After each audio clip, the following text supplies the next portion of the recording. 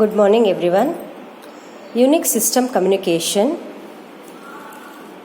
So I have told you earlier that in Unix operating system everything we just give commands to do any sort of work.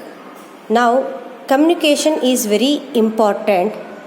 In Unix system is used by many users, that is multiple users, hence the communication is very necessary.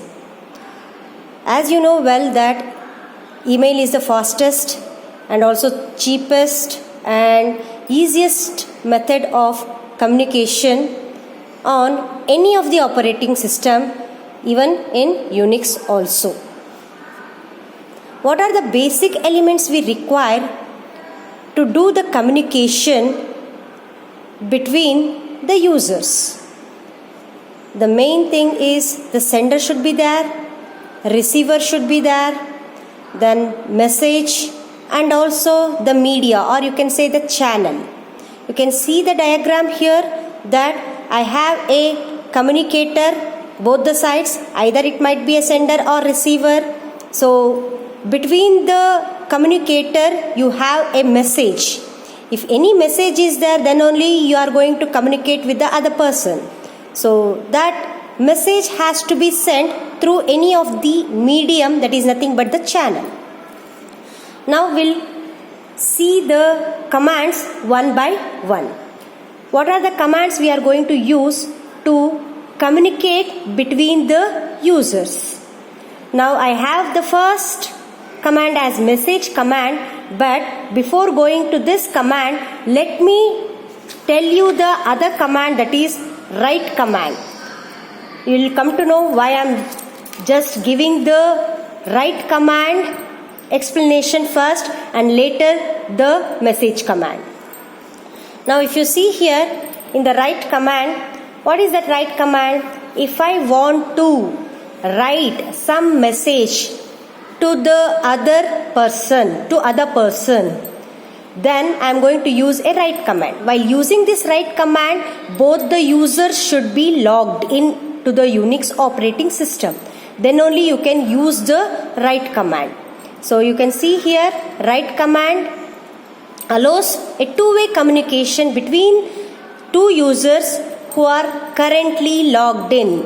Both should be in online. Then only the person can send message to another. That means both the ways it is possible. Both the ways communication is possible if both persons are logged in. So now see the example. So the first example, that is I am using a command called write command. Then the user ID or username, whatever he is using. So for example, I want to write a message to the person XYZ.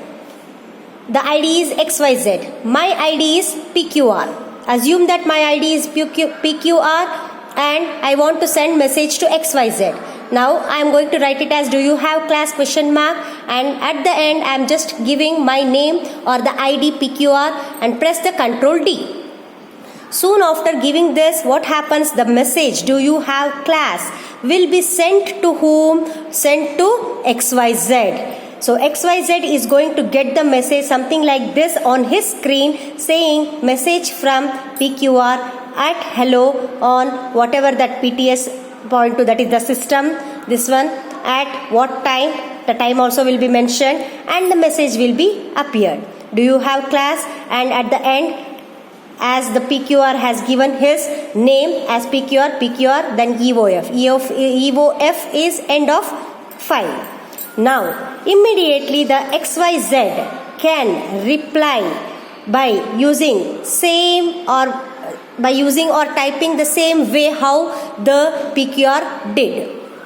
Now he can write $write PQR. This conversation keep on going until any one of them ends.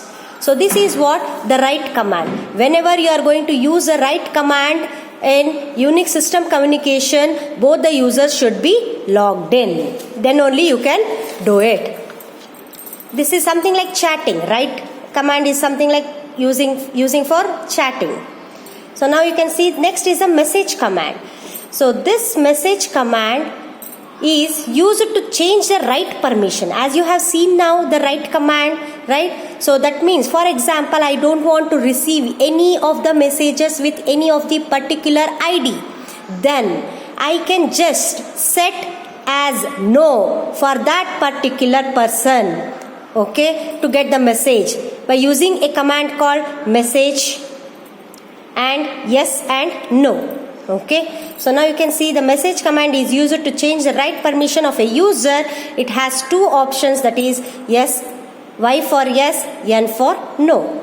So now I can say $message Y, okay, grants the write permission. $message N denies. If I want to see or view whether it has been set as yes or no, then just simply give without arguments, that is $message.